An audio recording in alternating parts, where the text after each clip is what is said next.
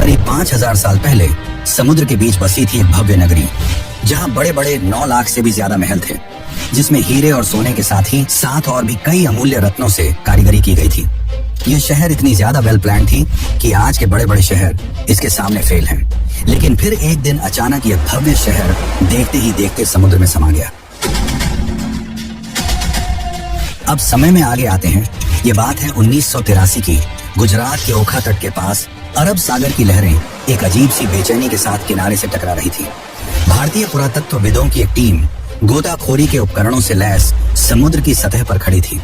किसी को नहीं पता था कि कुछ ही क्षणों बाद वे एक ऐसा दृश्य देखने वाले हैं जो इतिहास की धारणाओं को हिला देगा। जैसे ही उन्होंने समुद्र की नीली गहराइयों में छलांग लगाई, नीचे उतरते ही रेत, चट्टानों और पत्थरों के बीच उन्हें कुछ अननेचुरल दिखाई दिया, कुछ ऐसा जो किसी समय की गवाही देता था। उनका शरीर थम गया, सांसें रुक गईं और आंखों के सामने जो दृश्य था उसने इस सवाल को जन्म दिया, क्या ये वही नगरी है जिसका जिक्र हजारों साल पुरानी किताबों में हुआ है? क्या सचमुच समुद्र की गहराइयों में एक पूरा शहर दफन है? उनके सामने जो दृश्य था उसे देखकर वे दंग रह गए। बड़ी बड़ी चट्टानें, ऊंची ऊंची दीवारें जिनमें भव्य कारीगरी की गई थी, मानो पानी के अंदर पूरा शहर बसा हो। ये कुछ और नहीं बल्कि ये थी श्री कृष्ण की डूबी हुई नगरी द्वारका। दोस्तों, बहुत पहले से ही महाभारत और रामायण जैसे दिव्य ग्रंथों को मिथ यानी कि किस्से और कहानियों की तरह बताया जाता है, और उन्हीं एक किस्से कहानियों में लिखी थी इस भव्य नगरी द्वारका के बारे में, और इसे भी बहुत समय से काल्पनिक कहानी की तरह ही बताया गया। लेकिन जब 1983 में डॉक्टर एस.आर. राव और उनकी टीम ने इस नगरी को खोज निकाला, तो इसने उन लोगों को सोचने पर मजबूर कर दिया जो इसे सिर्फ मिथ मानते थे। Doctor SR. राव ने डिटेल्ड आर्कियोलॉजिकल सर्वे और रिसर्च के बाद यह कंफर्म किया कि यह वही द्वारका नगरी है जिसका वर्णन महाभारत और हरिवंश पुराण में मिलता है।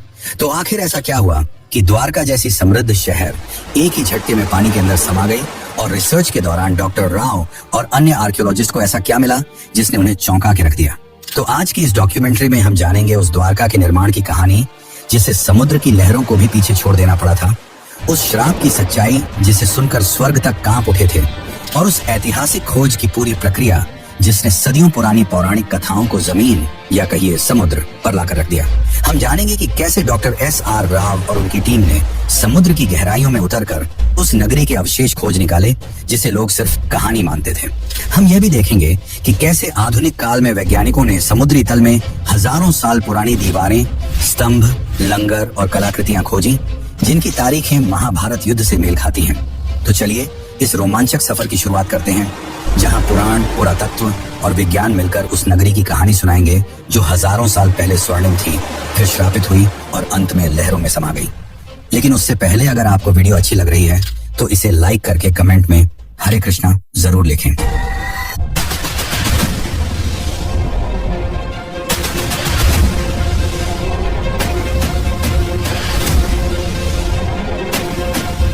Dwarka and came to the conclusion that it was the Dwarka of Mahabharata.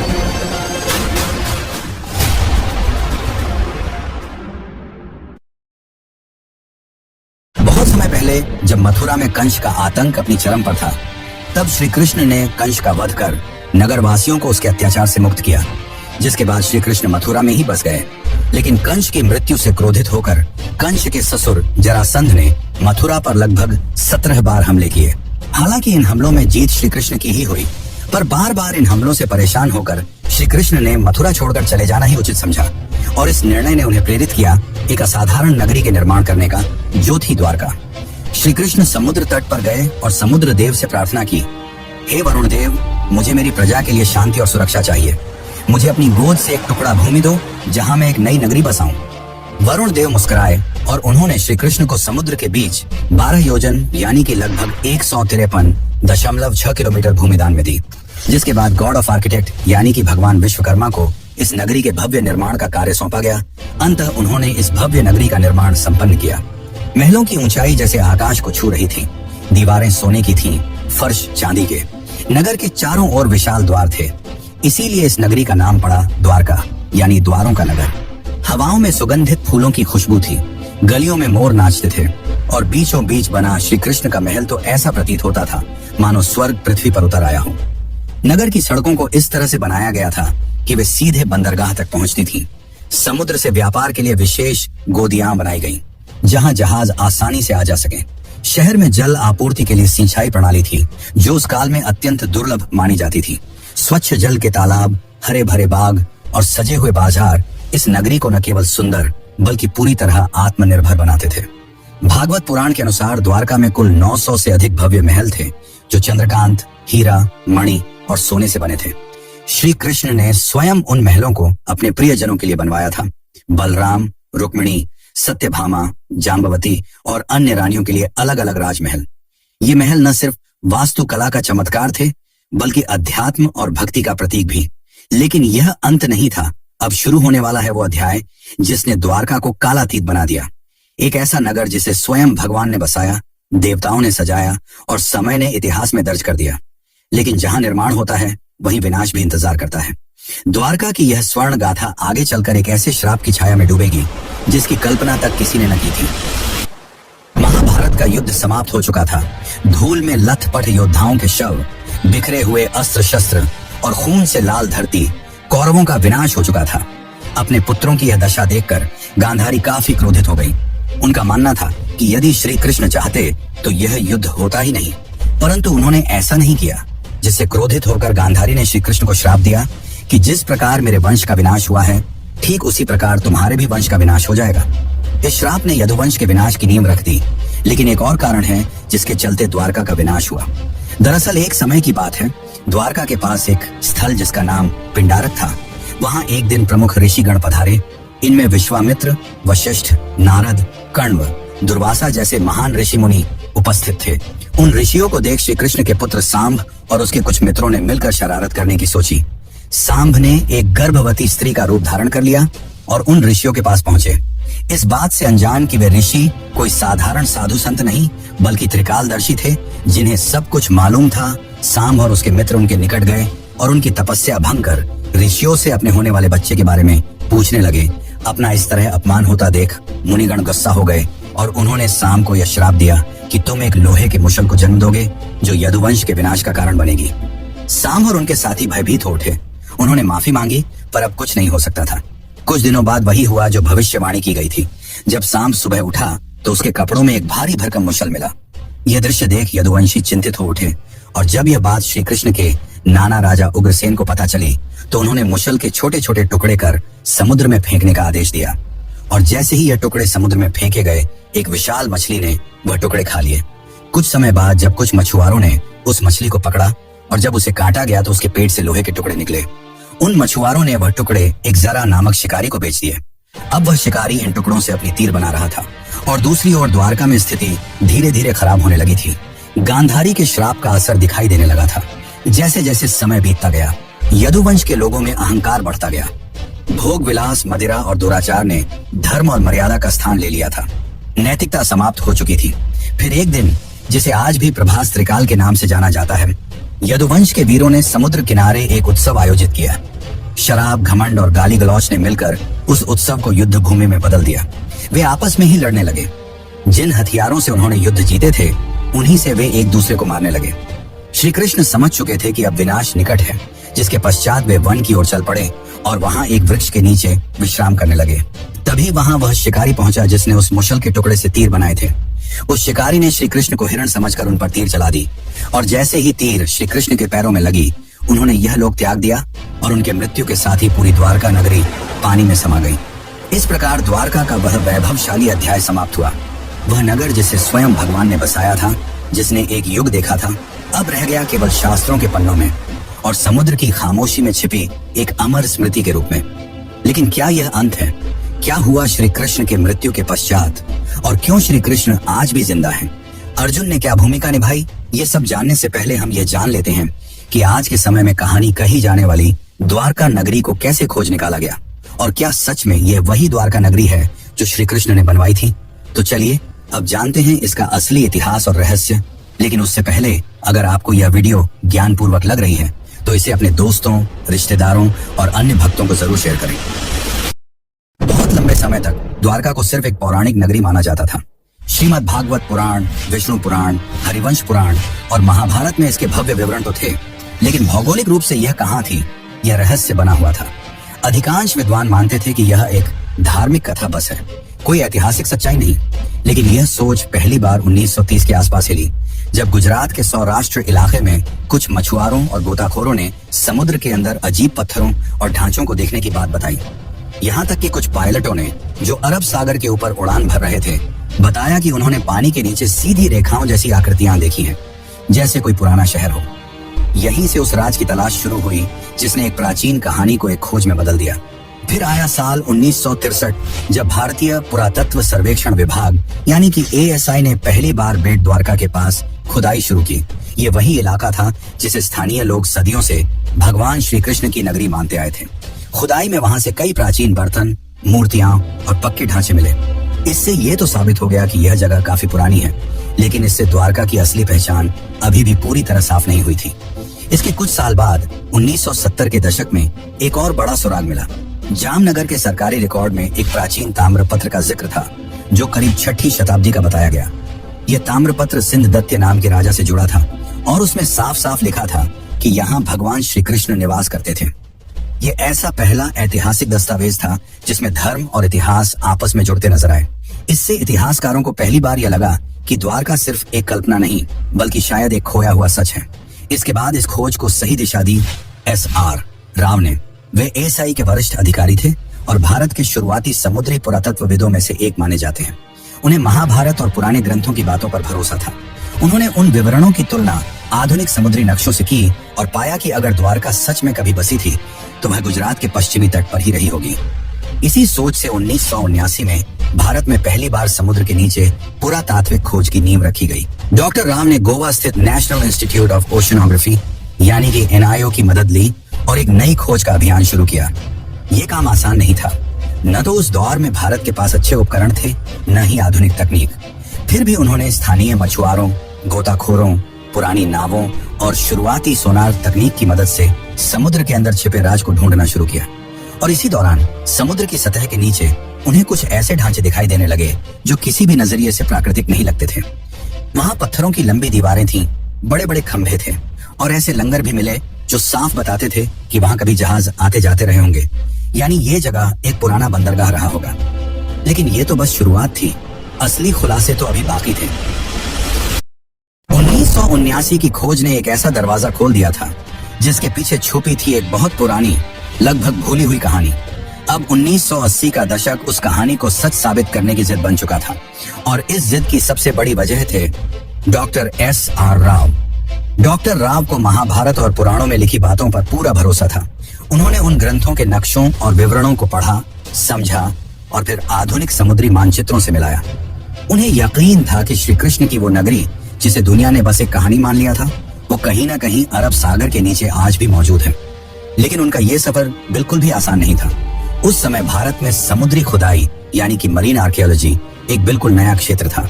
न सरकार के पास इस काम के लिए पर्याप्त पैसा था, न वैज्ञानिकों को इस बात पर भरोसा कि समुद्र के नीचे कोई शहर भी हो सकता है।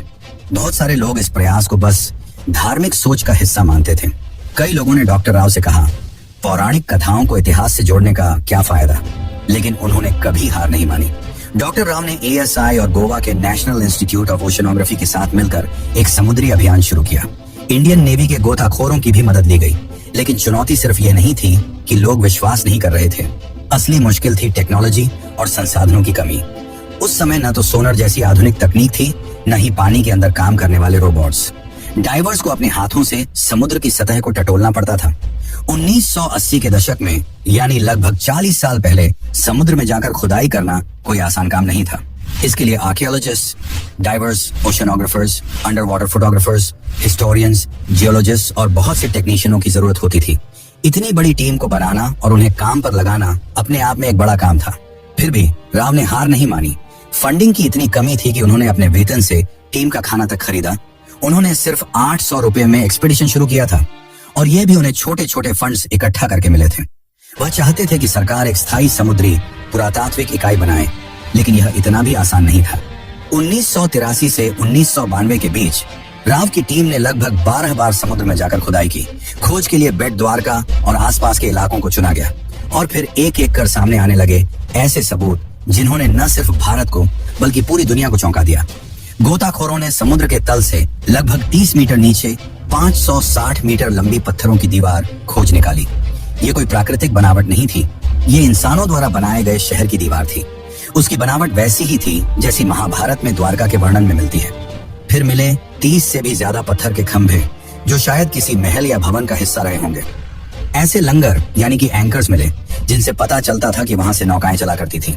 कुछ 3 छेद वाले एंकर भी मिले जो उस समय की एडवांस नेविगेशन को दिखाते थे। इसके अलावा सील, लोहे और पीतल की वस्तुएं और मिट्टी के बर्तन भी मिले। इनकी कार्बन डेटिंग और थर्मोलुमिनेसेंस डेटिंग से पता चला कि यह चीजें 1500 ईसा पूर्व से लेकर 3000 ईसा पूर्व के बीच की हैं। और तो और एक बर्तन तो 9000 साल पुराना निकला, जिसने वैज्ञानिकों को भी हैरान कर दिया। परंतु दुनिया भर के बहुत सारे इतिहासकारों ने इसे मानने से इनकार कर दिया। उन्हें यह एक माइथ रिवाइवल यानी सिर्फ धर्म को प्रचारित करने की कोशिश लगी। लेकिन डॉक्टर राव का जवाब साफ था, मैं ग्रंथों को धार्मिक किताबें नहीं, ऐतिहासिक दस्तावेज मानता हूँ। जब रोम, एथेंस और बाबुल जैसे शहरों की खुदाई हो सकती है तो द्वारका की क्यों नहीं। साल 1990 आते आते टीम को 500 से ज्यादा आर्टिफैक्ट्स, एंशिएंट हार्बर वॉल्स और एक सुनियोजित शहर के संकेत मिल चुके थे। अब यह बात लगभग तय हो गई थी। द्वारका कोई कल्पना नहीं, वह एक असली, समृद्ध और व्यवस्थित सभ्यता थी जो समुद्र में समा गई। लेकिन अभी तो सिर्फ सतह खुली थी, असली राज तो समुद्र के और अंदर छुपा था। और वहीं से शुरू होता है अगला अध्याय। 1990 तक डॉक्टर एसआर राव और उनकी टीम ने साबित कर दिया था कि द्वारका सिर्फ एक पौराणिक कथा नहीं, बल्कि एक डूबी हुई सच्ची सभ्यता थी। लेकिन अब जरूरत थी और भी ठोस वैज्ञानिक सबूतों की, ताकि दुनिया भी मान ले कि भगवान श्री कृष्ण की द्वारका असली थी और वाकई समुद्र में समा गई थी। इन सबूतों से यह तो साबित हो गया था कि द्वारका सिर्फ किस्से कहानियों में नहीं, बल्कि सच में थी और काफी ज्यादा वेल प्लान थी। लेकिन उस समय फंडिंग की कमी की वजह से इसके रिसर्च को रोक दिया गया। फिर साल 2001 में इस दिशा में एक बहुत बड़ा कदम उठाया गया। भारतीय पुरातत्व सर्वेक्षण और NIOT यानी कि national institute of ocean technology ने मिलकर एक बड़ा वैज्ञानिक अभियान शुरू किया। जगह चुनी गई कच्छ की खाड़ी और बेट द्वारका का इलाका। इस बार अभियान में सिर्फ पुरातत्वविद ही नहीं, बल्कि समुद्र वैज्ञानिक, भूगर्भ शास्त्री, नौसेना के गोताखोर, सोनार तकनीक के विशेषज्ञ और इंटरनेशनल कार्बन डेटिंग लैब्स भी जुड़े थे। इस खोज की कमान संभाली थी डॉक्टर आलोक त्रिपाठी, जो ASI के समुद्री पुरातत्व निदेशक थे, और उनके साथ थे डॉक्टर राजीव निगम, जो उस समय CSIR के मरीन साइंस प्रमुख के रूप में काम कर रहे थे। इस बार की खोज पहले से अलग थी, ये हाईटेक थी। इसमें अब सिर्फ आंखों से नहीं, बल्कि मशीनों से खोज की जा रही थी। 2001 से 2007 तक समुद्र के अंदर का पूरा हाइड्रोग्राफिक सर्वे किया गया। एडवांस सोनार और सब बॉटम प्रोफाइलर जैसे मॉडर्न उपकरणों से समुद्र की परतों का डिजिटल नक्शा बनाया गया। वैज्ञानिकों ने करीब 40,000 वर्ग मीटर का समुद्र का हिस्सा स्कैन किया और जो मिला उसने सबको हैरान कर दिया। समुद्र की गहराई में मिले ये बहुत बड़े चौकोर पत्थर के ब्लॉक जो किसी नगर की नींव जैसे लगते थे। चूना पत्थर यानी कि लाइमस्टोन के टुकड़े जो शायद किसी शानदार इमारत के अवशेष थे। टेराकोटा सील्स जिन पर पुराने चिन्ह बने थे। पुराने लंगर जो बताते थे कि यहाँ कोई एंशिएंट बंदरगाह था। साथ ही नाली और सिंचाई व्यवस्था जो दिखाती थी कि उस समय का शहर कितनी सोच समझकर बसाया गया था। अब बारी थी सबसे बड़े टेस्ट की, कार्बन डेटिंग की। सभी आर्टिफैक्ट्स को भारत और विदेश की प्रयोगशालाओं में भेजा गया और जब नतीजे आए तो वैज्ञानिकों और इतिहासकारों को भी झटका लगा। कई चीजें करीब 9000 साल पुरानी निकली, यानी ये तो हड़प्पा सभ्यता से भी पहले की थी। कुछ टुकड़ों की उम्र 5000 साल तक पुरानी पाई गई, जो महाभारत और द्वापर युग से मेल खाती है। डॉक्टर राजीव निगम ने कहा कि महाभारत में लिखा है कि द्वारका समुद्र से निकाली गई जमीन पर बसी थी और भूगर्भ शास्त्रियों की रिपोर्ट्स से भी यही पता चला कि समुद्र ने बाद में उसी जमीन को वापस निगल लिया। सोनर मैपिंग से यह भी पता चला कि जैसे जैसे समुद्र का स्तर बढ़ा, मंदिर और घर धीरे धीरे आगे खिसकते गए। यानी यह एक धीमा और क्रमिक डुबाव था, अचानक नहीं। AK सिन्हा ASI के निदेशक ने बताया कि जमीन और समुद्र दोनों जगहों से जो अवशेष मिले हैं उनके आकार, डिजाइन और बनावट में काफी समानता है, जो ये साबित करता है कि ये सब एक ही समय और संस्कृति से जुड़े थे।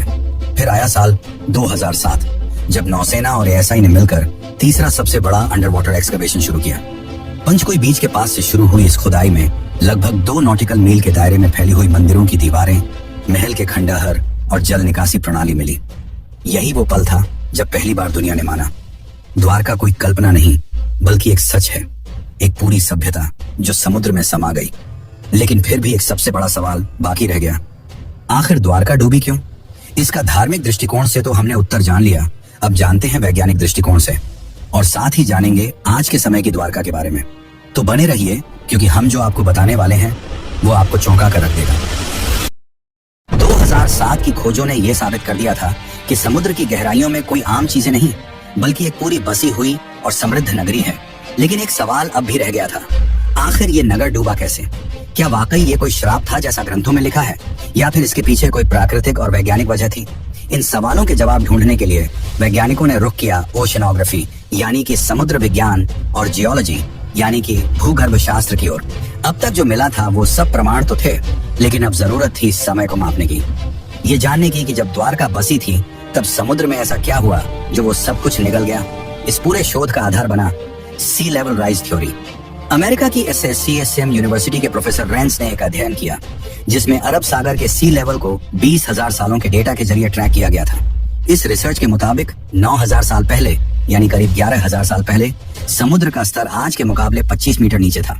5,000 ईसा पूर्व के बीच समुद्र अचानक बहुत तेजी से कई मीटर तक ऊपर उठ गया। वैज्ञानिक मानते हैं कि यह घटना किसी सुनामी या समुद्री आपदा का संकेत देती है, और ये सिर्फ अरब सागर में नहीं हुआ। जब वैज्ञानिकों ने दुनिया के बाकी हिस्सों से मिले सी लेवल डेटा से इस जानकारी की तुलना की तो कैरेबियन द्वीप, इंडोनेशिया और दक्षिण अमेरिका जैसी जगहों पर भी उस दौर में बड़ी बड़ी समुद्री हलचलें और सुनामी के सबूत मिले। इसका मतलब था कि यह घटना सिर्फ भारत तक सीमित नहीं थी, बल्कि पूरी दुनिया में उस समय कुछ बड़ा हो रहा था। और ठीक इसी समय महाभारत के अनुसार श्री कृष्ण ने पृथ्वी का त्याग किया था और कलियुग की शुरुआत हुई थी। अब सारे वैज्ञानिक और ऐतिहासिक सबूत एक ही तरफ इशारा कर रहे थे।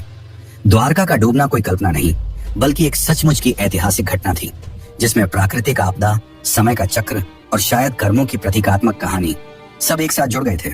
और फिर आया साल 2024, जब भारत सरकार ने इस पूरे रहस्य को दुनिया के सामने लाने का फैसला किया। 25 फरवरी 2024 को प्रधानमंत्री नरेंद्र मोदी खुद गुजरात के पंचकोई बीच पहुंचे। उनके साथ थी भारतीय नौसेना, ASI, NIOT और वैज्ञानिकों की एक टीम जो स्कूबा डाइविंग से समुद्र की गहराइयों में जाने वाली थी, वहीं जहां श्री कृष्ण की नगरी कभी खड़ी थी। ये कोई आम डाइव नहीं थी, ये इतिहास से साक्षात्कार था। जैसे ही प्रधानमंत्री समुद्र में उतरे, वहां पत्थर के स्तंभ, लंगर, मंदिर की नींव और प्राचीन दीवारें दिखाई दी। मोदी जी ने खुद समुद्र की गोद में मोरपंख अर्पित किया, जो श्री कृष्ण की स्मृति और भारत की सनातन विरासत को फिर से जीवंत करने का प्रतीक था। इसके बाद उन्होंने द्वारिकाधीश मंदिर में जाकर श्री कृष्ण और रुक्मिणी माता के दर्शन किए। मंदिर की 52 गज की ध्वजा, जो हर दिन 5 बार बदली जाती है, आज फिर हवा में लहराई, मानो ये संकेत दे रही हो कि द्वारका की सच्चाई अब दुनिया के सामने है। आज की तारीख में द्वारका 2 भागों में बसी है, एक जो है जहां लाखों श्रद्धालु हर साल दर्शन के लिए आते हैं, और दूसरी जो समुद्र के नीचे है, जिसे आज पूरी दुनिया जानती है the lost city of Krishna के नाम से। इस 90 साल की खोज, संघर्ष और वैज्ञानिक यात्रा ने दुनिया को यह दिखा दिया कि श्रद्धा सिर्फ आस्था नहीं, वो इतिहास की नींव भी बन सकती है। द्वारका सिर्फ भारत की कहानी नहीं है, ये पूरी मानव सभ्यता की याददाश्त है, जो ये सिखाती है कि सत्य और संस्कृति को भुलाया नहीं जा सकता, चाहे वो कितनी भी गहराई में क्यों ना छुपा हो। और इसीलिए आज भी द्वारका जिंदा है, कभी मंदिर की घंटियों में, कभी समुद्र की लहरों में, और अब वैज्ञानिक रिपोर्टों में भी। तो चलिए मित्रों, अब चलते हैं अपने आखिरी अध्याय की ओर। शताब्दियां बीत गईं, युग बदले, राजवंश मिटे, सभ्यताएं उगती और गिरती रहीं, लेकिन समुद्र वो आज भी मौन है, शांत, गूढ़ और रहस्यमयी। उसकी लहरों के नीचे दबी द्वारका की नगरी आज भी जैसे किसी इंतजार में है, न जाने किसके लिए। शायद उसके निर्माता श्री कृष्ण के फिर से लौट आने के लिए, या शायद इस धरती के इंसानों के उस बोध के लिए जब वे केवल इतिहास नहीं, अपनी आस्था में छिपे सत्य को भी पहचानना सीखें। द्वारका कोई कल्पना नहीं थी, वो एक यथार्थ था, एक स्वर्णिम यथार्थ जिसे एक श्राप ने लील लिया, एक समय ने छिपा दिया और एक समुद्र ने अपनी गहराइयों में समा लिया। लेकिन वह सत्य आज फिर उभर रहा है, टूटे स्तंभों में, पुरातत्व की रिपोर्टों में, सोनर की लहरों में और एक राष्ट्र की आस्था में। इस पूरी डॉक्यूमेंट्री ने हमें यह सिखाया कि आस्था और विज्ञान 2 विपरीत ध्रुव नहीं है, वे एक ही सत्य की 2 राहें हैं। एक राह हमें विश्वास दिलाती है और दूसरी उसे प्रमाणित करती है। द्वारका की कहानी बस एक शहर की कहानी नहीं है, यह उस संस्कृति की कहानी है जो अपने चरम पर भी विनम्र थी और अपने अंत में भी दिव्य। यह उस ईश्वर की नगरी की कहानी है जिसने अपने जीवन से कर्म का सार बताया और अपने अंत से संयम और स्वीकृति का। और जब अगली बार आप समुद्र की लहरों को देखें, जरा ठहरिएगा, शायद किसी अगाध गहराई से आपको कोई बांसुरी की धुन सुनाई दे, शायद वो द्वारकाधीश अब भी आपको पुकार रहे हों, अपने नगर से अपने सत्य से, क्योंकि कुछ कहानियां खत्म नहीं होती, वे सिर्फ इंतजार करती हैं दोबारा जगाए जाने का। जय द्वारकाधीश।